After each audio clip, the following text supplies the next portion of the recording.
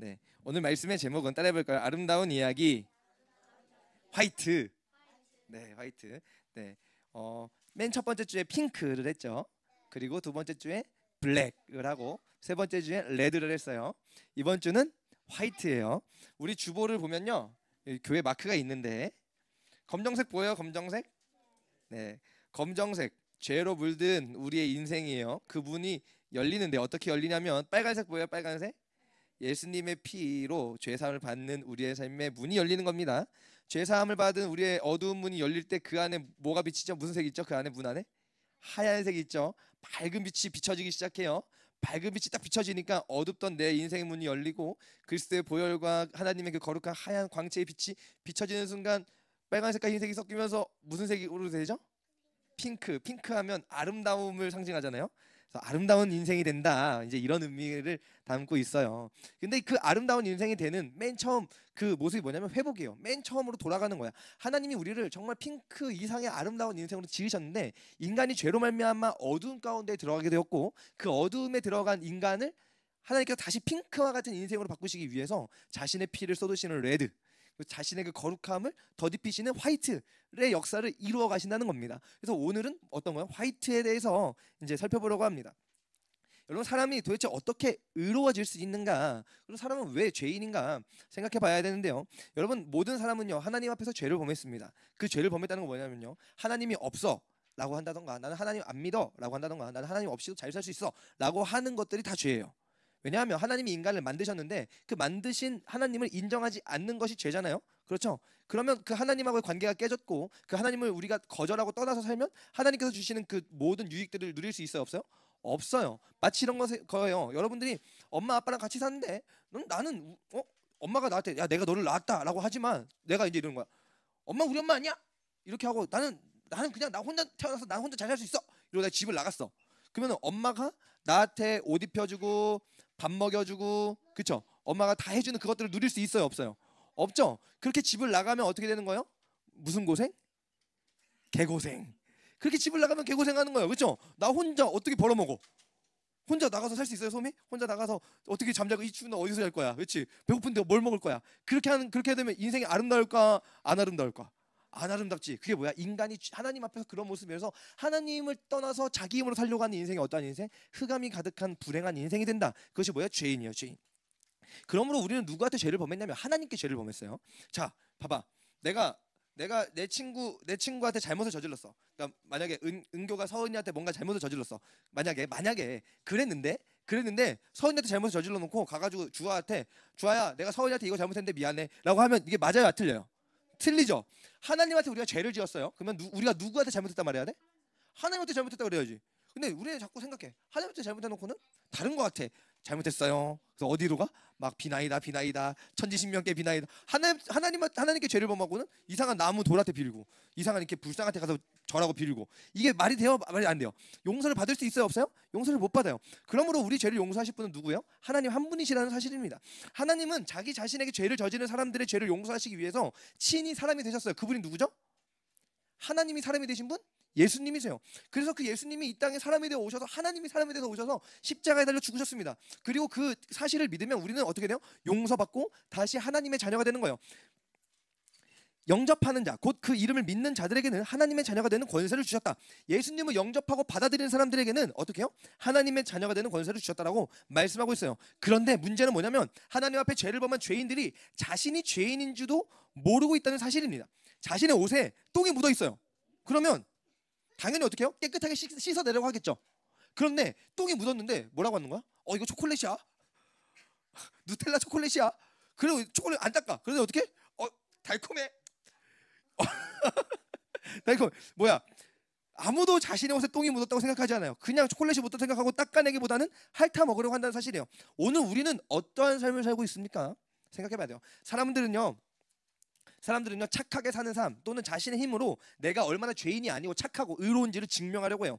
또 자신이 얼마나 다른 사람보다 나은 사람인지를 드러내고 싶어합니다. 하지만 이것으로는 용서받을 수가 없고 의로워질 수도 없어요. 사람이 의롭게 되는 것은 어떻게 해요? 율법의 행위로 말미암는 것이 아니라 오직 예수 그리스도를 믿는 예수 그리스도를 믿음으로 말미암는 줄 우리가 안다 그랬어요. 우리도 그리스도 예수를 그러므로 믿는다고 말씀하고 있습니다. 율법의 행위로서가 아니라고 말씀하고 있는 거예요.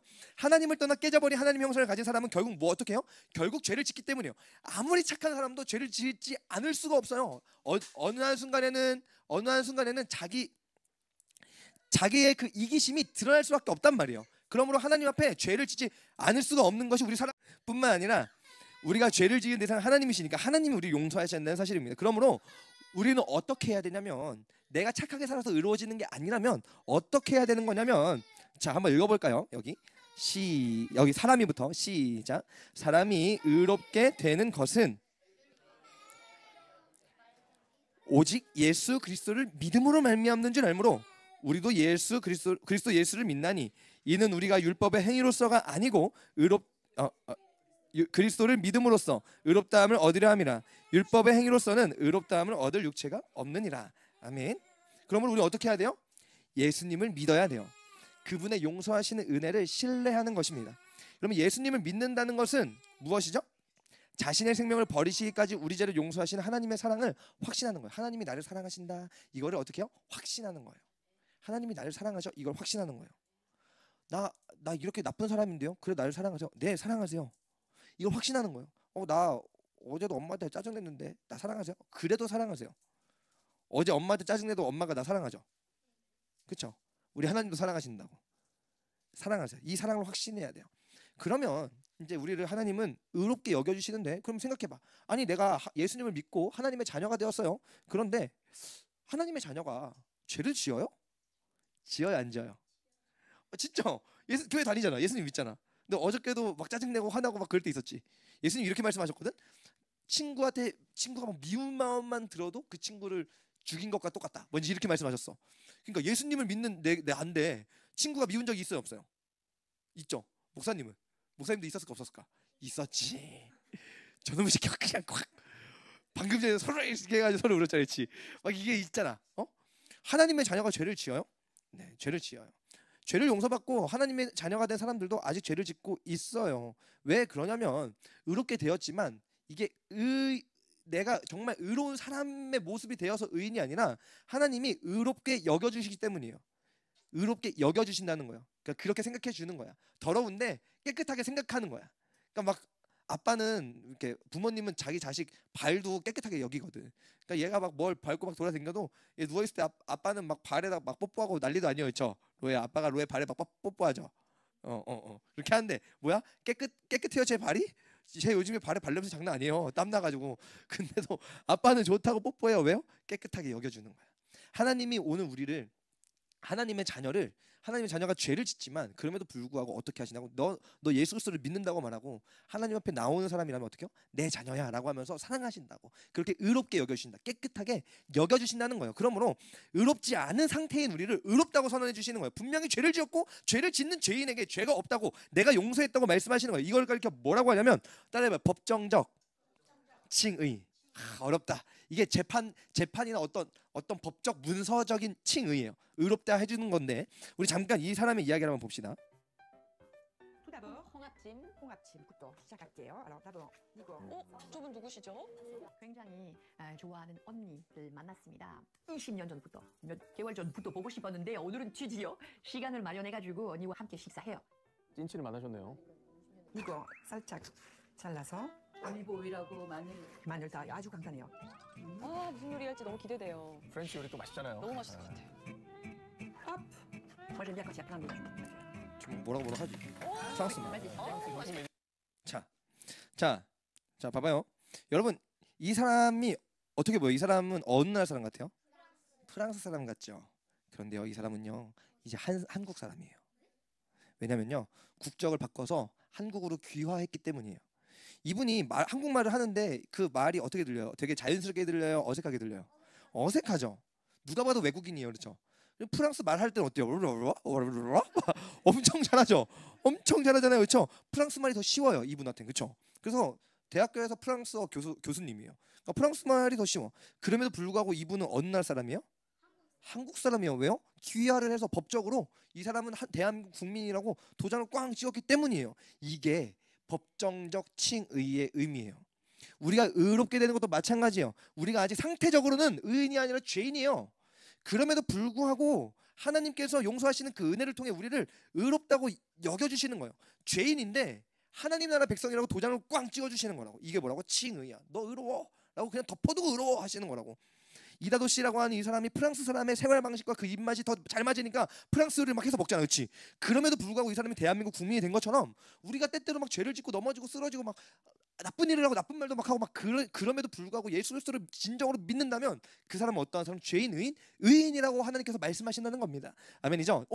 그러면 이제 이 얘기를 듣는 순간 어떻게 살아도 괜찮은가? 라고 하는 질문이 들어요. 그렇다면 나는 그냥 막 살아도 되는가? 자, 생각해봐요. 그렇지 않아요. 왜냐하면 예수님을 믿게 되었다는 것은 따라해봐요. 거듭남의 은혜를 받았다는 뜻이기 때문이에요. 그 결과가 무엇이냐면 첫 번째, 내가 죄인임을 깨달아요. 그리고 나의 죄를 용서하시기 위해 내가 너무나 사랑하는 예수님께서 나를 대신해 죽으셨다는 사실을 인정하는 것이 예수님을 믿는 거예요. 그러므로 우리는 막 살아도 되는가? 그러한 마음이 들면 안 된다는 것이죠. 만일 우리가 그리스도 안에서 의롭게 되려 하다가 죄인으로 드러나면 그리스도께서 우리를 죄짓게 하는 자냐? 결코 그럴 수가 없다. 만일 내가 헐었던 것을 다시 세우면 내가 나를 범법한 자로 만드는 것이라. 제가 일본 사람이라고 해볼게요. 일본이 나쁜 게 아니라 우리나라가 어쨌거나 일본에 그 일제치하에 있었던 경험이 있으니까, 그렇죠? 일본 사람을 해볼게요. 일본 사람인데 완전 극우 일본이요. 우리 지금도 일본의 극우파들은 한국을 굉장히 싫어요. 혐한이에요, 혐한. 그런 일본인이에요. 그런데 어느 날 누군가가 찾아왔어요. 찾아와서 나의 출생의 비밀을 알려주는 거예요. 너는 사실 한국 사람이다. 너의 부모님은 독립투사셨고 일본에 의해서 살해당하셨다. 지금껏 너는 속고 살았어. 이렇게 말해주는 거예요. 그리고는 이제 이렇게 하는 거죠. 내가 너의 국적을 대한민국으로 바꿨으니 나를 따라가겠니? 어떻게 대답하겠어요? 여러분이라면 따라가죠. 왜? 우리 부모님 원래 한국 사람이고 독립투사고 저 일본이 우리 부모님을 죽였대. 그리고 나를 속여가지고 일본 사람으로 자라게 만들었어. 한국을 싫어하게 만들었어. 근데 그 사실을 깨달았어. 그리고 나를 이제 한국 국적으로 다 바꿔주겠대. 어떻게? 나는 한국으로 가는 거예요. 가겠다고 했어요. 가겠다고 하는 그 순간에 나는 어떠한 마음이 들죠? 그동안 한국을 막 싫어하고 비하하고 막 그렇게 했던 내 행동들에 대해서 어떠한 마음이 들까요? 후회하는 마음이 들까요? 그렇죠? 또 어떠한 마음이 들죠? 더 이상 일본의 문화와 그 여러 가지 것들을 싫어하게 될 거예요. 그런데도 나는 어떠한 상태가 되죠?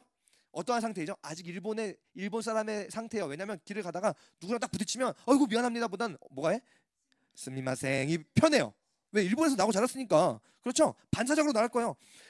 그런데 이제 내가 스미마생 이러면 그런 내 모습을 보면서 어떻게 생각하죠? 머리를 쥐어박으면서 으이구, 한국말을 더 하고 싶어하고 내 몸에 박혀있는 그 일본의 습성들을 버리고 싶어할 거야. 어느 순간인가 밥을 먹다 보면 김치보다 단무지가 더 먹고 싶고. 맞아요? 단무지 있어요 일본에? 닭광? 있죠? 네, 닭광이 너무 먹고 싶은 거야. 느끼한 거 먹으면 닭광이 먹고 싶고 그런 내 몸의 상태를 보게 될 거야. 그런데 그 내 몸의 상태를 보게 되면서 어떠한 마음이 들어? 아 그냥 막 살지 뭐. 나 어차피 한국 사람인데 우리 부모님 뭐 한국 사람이고 내가 한국 사람이 되었어도 뭐 생긴 대로 살지 뭐. 이렇게 자포자기할까? 그렇지 않다는 거야. 어떻게? 그 내 몸 안에 뿌리 박혀 있는 일본의 습성은 없애버리고 싶어하고 대한민국의 사람의 삶으로 살고자 노력하고 힘쓸 거란 말이죠. 이게 뭐야? 구원받은 자의 삶이에요. 왜 그럴까요? 우리를 죄와 사망의 권세에서 자유케 하시기 위해 우리 예수님이 생명을 버리셨고 우리는 예수님을 사랑하고 죄와 사망자를 미워해요. 그럼에도 내 육체가 자꾸 죄를 짓고 싶어하고 누가 나를 때리면 같이 막 때려야 되고 누가 나를 욕하면 더 센 욕으로 막 해야 되고 이런 죄의 욕구가 막 있는 내 모습을 보면서 어떻게 하죠? 나는 하나님의 자녀로 아름다운 삶을 살고 싶은데 나는 왜 안 될까? 이러한 마음 가운데에서 우리는 하나님 앞에 진실되게 계속해서 나아간다는 사실입니다. 나는 용서받았으니까 뭘 해도 문제가 안 되니까 괜찮다는 반응은 뭐죠? 예수님을 믿는 것이 아니고 예수님의 사랑을 아는 것이 아니라는 사실이에요. 그러므로 갈라디아서 2장 19절 말씀 이렇게 말합니다. 내가 율법으로 말미암아 율법에 대하여 죽었나니 이는 하나님에 대하여 살려 함이라. 우리는 율법을 향하여 죽고 하나님을 향하여 사는 자가 되었어요. 그래서 사도 바울이 이렇게 고백합니다. 나는 날마다 죽노라. 죄를 짓는 내 모습에 대해서 계속 쳐서 복종시키는 거야. 죄를 지으면 안 되는 거야. 나는 주님을 사랑하니까 나는 죄를 향해서 나아가지 않을 거야 라고 하면서 내 육체의 그 정욕과 계속 나는 싸우면서 나를 죽이는 겁니다. 사도 바울 역시 자신의 죄인됨을 날마다 바라보며 아파하는 마음으로 하나님 앞에 나아가 회개하는 삶을 살았습니다. 또 뭐라고 고백하죠? 따라해봐요. 사나 죽으나 주를 위하여. 죄가 더 익숙한 육체 가운데에서 이제는 나는 어디를 향해 살아가고 싶어요? 죄를 짓는 삶을 향해서 나아가는 것이 아니라 말씀을 따라 순종하는 삶을 향해 살고자 하는 마음으로 우리는 하루하루를 살아갑니다. 그래서 갈라디아서 2장 20절 말씀 이렇게 말씀하는 거예요. 내가 그리스도와 함께 십자가에 못 박혔나니 그런즉 이제는 내가 사는 것이 아니요 오직 내 안에 그리스도께서 사시는 것이라. 이제 내가 육체 가운데 사는 것은 나를 사랑하사 나를 위하여 자기 자신을 버리신 하나님의 아들을 믿는 믿음 안에서 사는 것이라. 아멘. 여러분, 이제 우리의 삶의 방향이 달라지는 거예요. 그러면 이제 우리가 이렇게 생각할 수 있어요. 그러면 결국 우리가 그 거룩한 삶을 위해서 노력해야 한다는 뜻이죠? 라고 물어볼 수 있어요. 그러니까 결국엔 내가 행위로 그렇게 해야 된다는 것이죠? 라고 물어볼 수 있어요. 그런데 겉으로 보이는 모습은 그래 보일 수 있지만 실상은 어떻게 되냐면, 따라해봐요. 성령님을 의지한다. 성령님을 의지하는 삶을 사는 거예요. 오늘도 나를 거룩한 삶으로 이끌어 주시기를 하나님께 간구하는 겁니다. 왜냐하면 거듭난 우리는 아직도 죄와 싸우는 삶을 살고 있기 때문이에요. 그러한 삶 가운데 내 힘으로 그 죄와 싸우는 삶을 이길 수 있다? 없다. 누가 이기게 하세요? 하나님이 나를 이기게 하셔야 돼요. 그러한 삶을 위해서 예수님이 이렇게 말씀하셨어요. 너희를 고아와 같이 버려두지 아니하고 너희에게로 오리라 라고 말씀하시면서 성령님을 보내주시겠다고 약속하셨다는 사실이에요. 그리고 오늘 믿음의 사람들의 삶에는 성령님이 항상 동행하고 계십니다. 그 성령님은 우리에게 우리의 죄를 깨닫게 하시고 회개라고 하는 승리의 자리로 인도하신다는 사실이에요. 여러분, 회개는요 패배자들이 서는 자리가 아니에요. 패배자가 서는 자리가 아니라 회개의 자리는 승리자가 서는 자리입니다. 아멘이시죠? 그래서 하나님의 말씀이 이렇게 말씀하는 거예요. 에베소서 5장 18절을 통해서 우리에게 성령의 충만함을 받으라라고 권면하고 있습니다. 하나님께서 우리의 연약함을 도우셔서 거룩하고 아름다운 삶을 살아가게 하십니다. 그 삶이 무엇입니까? 날마다 나의 죄인됨을 인정하는 회개의 삶, 그리고 다시 일어나서 거룩을 향해 나아가는 순종의 삶입니다. 아멘이시죠? 오늘 이 시간 우리가 함께 받고 그 말씀을 따라 순종하며 살아가는 삶이 되기를 축복합니다.